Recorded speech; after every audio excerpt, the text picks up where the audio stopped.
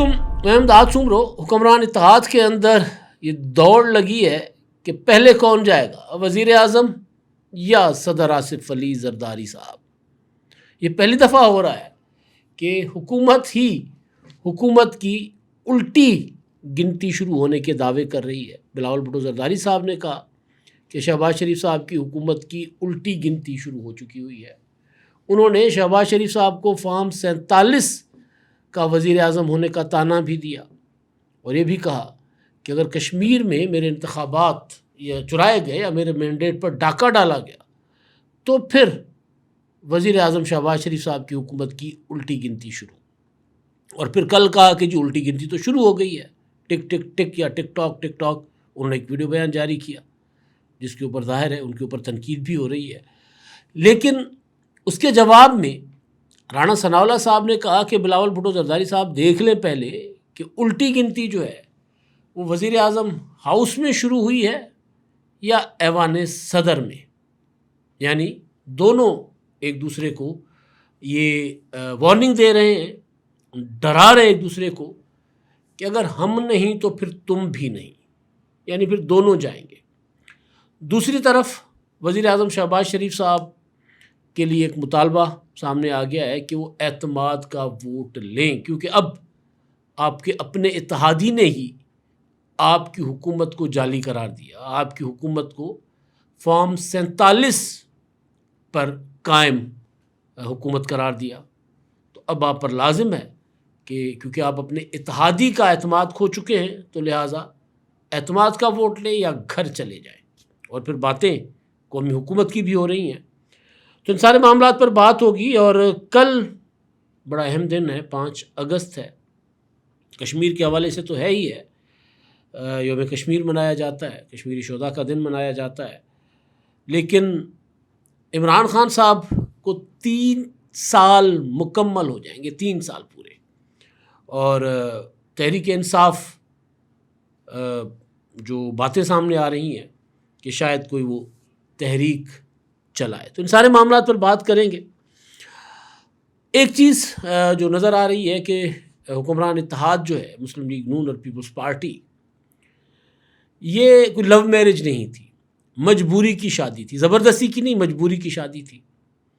کیونکہ 2024 کے عام انتخابات میں کسی بھی پولیٹیکل پارٹی کو اتنا مینڈیٹ نہیں ملا تھا کہ وہ سادہ اکثریت سے اپنی حکومت بنا لے, یا مسلم لیگ نون کے پاس اتنا مینڈیٹ نہیں تھا کہ وہ چھوٹے اتحادیوں کو ملا کر جو ہے وہ حکومت بنا لے. تو اس لیے پیپلز پارٹی ان کی مجبوری بن گئی. اور پیپلز پارٹی کی سی نے فیصلہ کیا کہ بجائے اس کے کہ ہم حکومت بنانے میں مسلم لیگ نون کی سپورٹ نہ کریں اور دوبارہ انتخابات کی طرف جانا پڑے, کیونکہ جب کوئی بھی پولیٹیکل پارٹی حکومت بنانے کی پوزیشن میں نہ ہو تو پھر ظاہر دوبارہ انتخابات میں جانا پڑتا ہے. تحریک انصاف نہ پیپلز پارٹی کے ساتھ بیٹھنے کو تیار تھی, نہ مسلم لیگ نون کے ساتھ. تو پھر ان کی مجبوری بن گئی اور پیپلز پارٹی نے فیصلہ کیا تھا کہ جی ہم مسلم لیگ نون کو سپورٹ کریں گے, آئینی عہدے لیں گے, وزارتیں نہیں لیں گے. یعنی حکومت کی بینچز پر بیٹھیں گے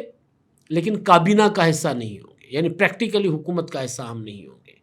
اس پر تنقید بھی کی گئی پیپلز پارٹی کے اوپر مسلسل کہ یہ کیا فیصلہ ہے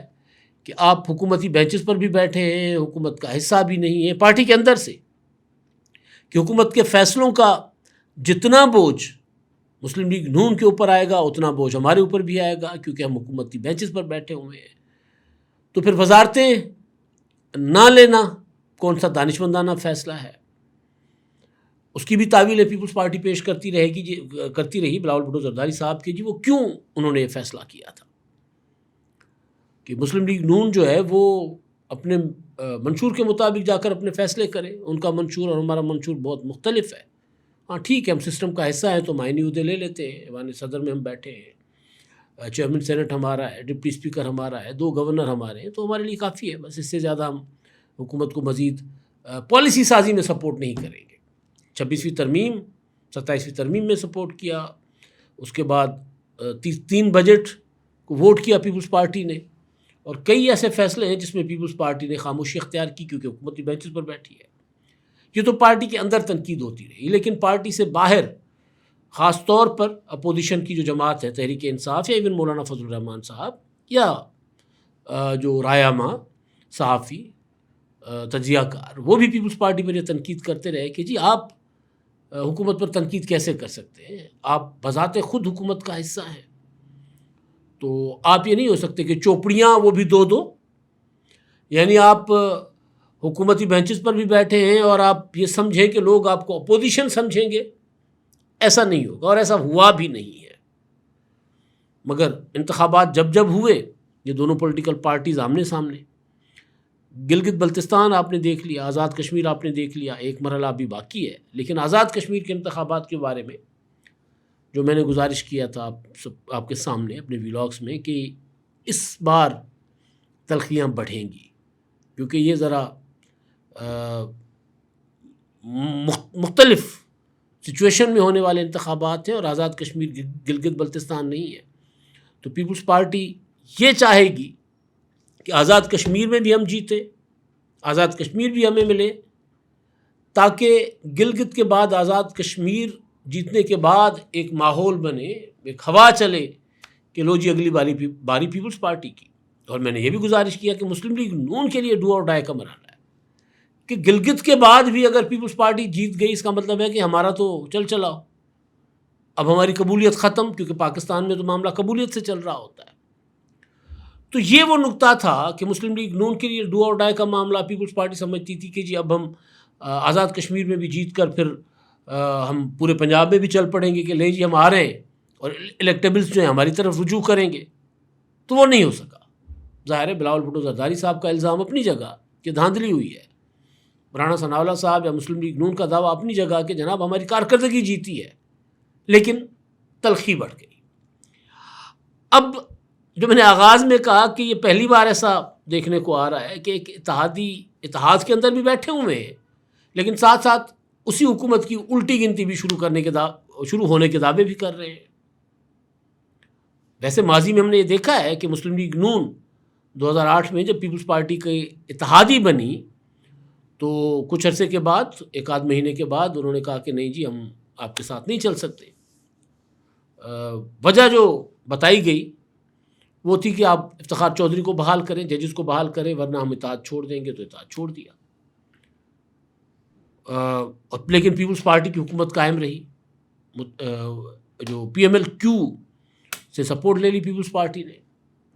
اس سے پہلے کئی بار متحدہ قومی موومنٹ جو ہے وہ حکومتی بینچز پر ہوتے ہوئے حکومت کو دھمکیاں دیتی رہی کہ جب ہم اتنے دن ہیں آپ کے پاس ہم حکومت چھوڑ دیں گے، لیکن حکومت گرنے، حکومت کی الٹی گنتی کا مطلب یہی ہے کہ لو جی اب آپ جا رہے ہو۔ تو یہ پہلی بار ہوا ہے کہ اتحادی سرکاری بینچز پر بیٹھے ہوئے، یعنی ابھی بلاول بھٹو زرداری صاحب یا ان کی پارٹی نے یہ فیصلہ نہیں کیا کہ وہ حکومتی اتحاد سے باہر آتے ہیں کہ نہیں آتے، لیکن الٹی گنتی شروع کروا دی۔ ادھر سے مسلم لیگ نون کے رانا ثناء اللہ صاحب کہتے ہیں کہ یہ الٹی گنتی ہماری نہیں، آپ کی بھی شروع ہوگی پھر۔ اور یہ ویلڈ تنقید ہے بلاول بھٹو زرداری صاحب کے یا پیپلز پارٹی کی قیادت کے ان الزامات پر کہ شہباز شریف صاحب فارم 47 کے جعلی مینڈیٹ پر بنے وزیر اعظم ہیں۔ تو ظاہر ہے اگر وہ فارم 47 پر لوگ منتخب ہو کر آئے قومی اسمبلی میں، سینٹ میں، صوبائی اسمبلیوں میں، تو ان کے ووٹ سے جو ہے وہ زرداری صاحب صدر بنے، ان کے ووٹ سے گیلانی صاحب چیئرمین سینٹ بنے۔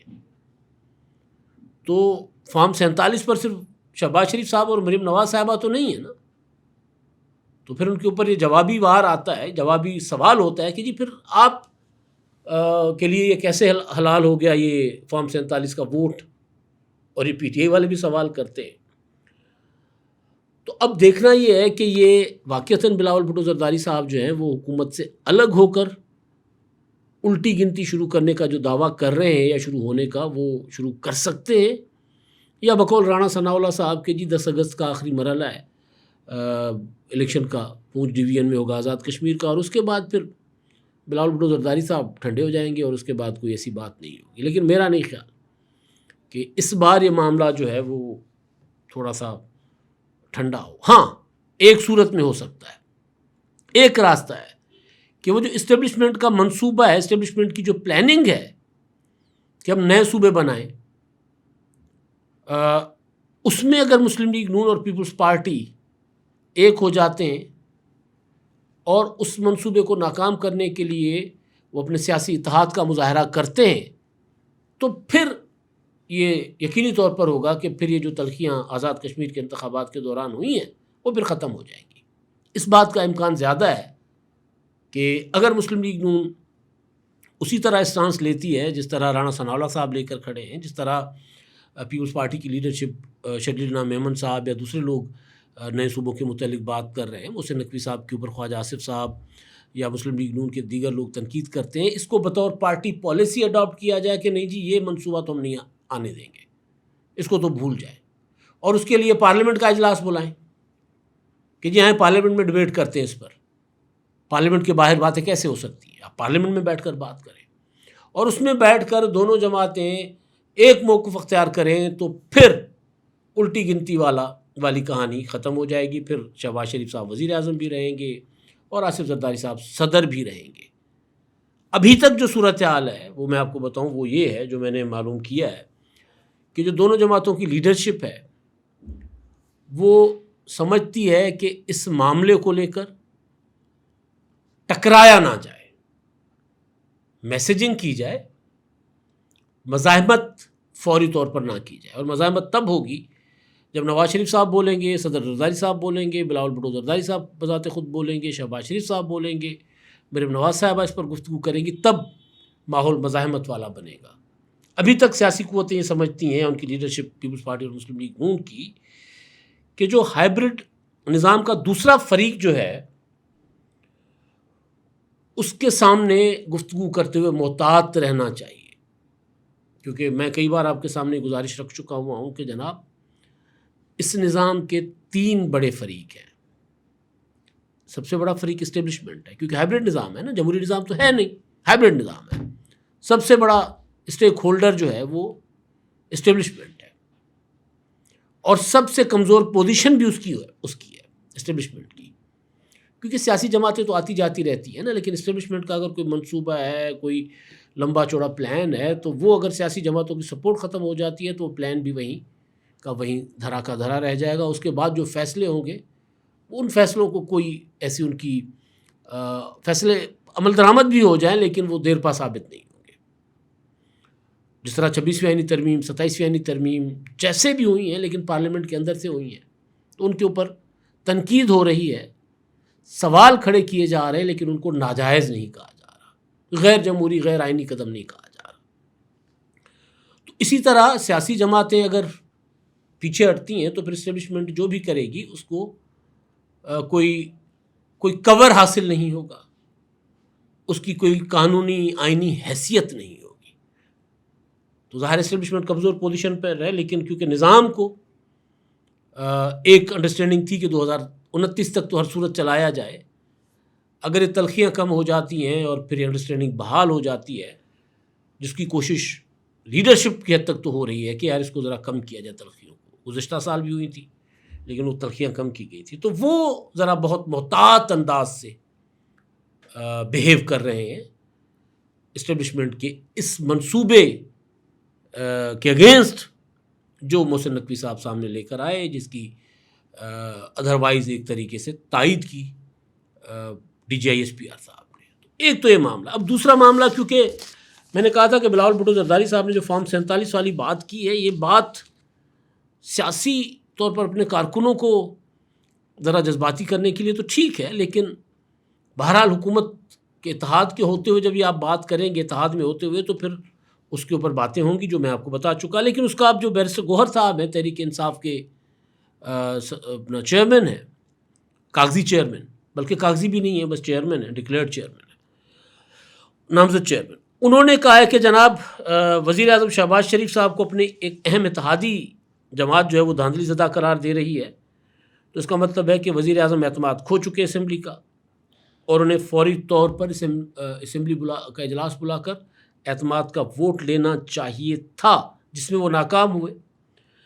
اب یہی نظر آ رہا ہے کہ وزیر اعظم اعتماد کھو چکے ہیں، اور اب یہ پورا نظام بیٹھ گیا ہوا ہے، یعنی حکومتی نظام بھی بیٹھ گیا ہے. صرف جو انتظامی نظام یا جو پاکستان کا نظام جس کو محسن نقوی صاحب نے کہا کہ جس کا دھرم تختہ ہوا ہے، وہ کہتے ہیں صرف یہ نہیں، حکومت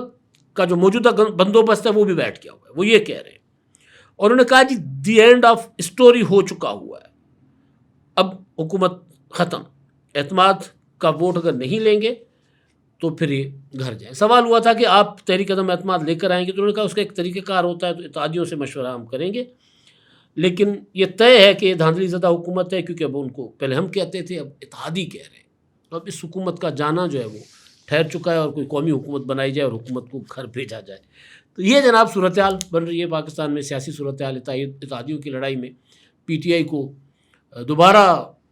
وہ جو ہے نا اپنا موقف دہرانے کا موقع مل گیا ہے، اور اب وہ قومی حکومت کی بھی بات کر رہے ہیں. کل 5 اگست ہے، کل تحریک انصاف نے ایک روزہ احتجاج کرنا ہے عمران خان صاحب کے لیے. اس کے بعد تحریک کدھر جائے گی؟ اگر پیپلز پارٹی اور حکومت یعنی مسلم لیگ نون کے درمیان معاملات طے نہیں ہوتے تو کیا پیپلز پارٹی اور تحریک انصاف مل کر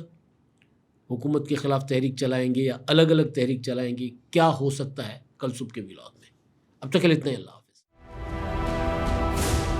999 کمیونیکیشن، ڈیجیٹل میڈیا اور یوٹیوب چینلز کی دنیا میں بڑی کامیابیاں سمیٹنے کے بعد اب ویب نیوز، ویب چینل اور یوٹیوب نیوز چینل کی طرف قدم بڑھا رہا ہے، جس کے لیے ہمیں ملک بھر میں رپورٹرز کی ضرورت ہے. خواہش مند حضرات و خواتین نیچے دیے گئے نمبر پر رابطہ کریں. What's app +92 309 1226 999.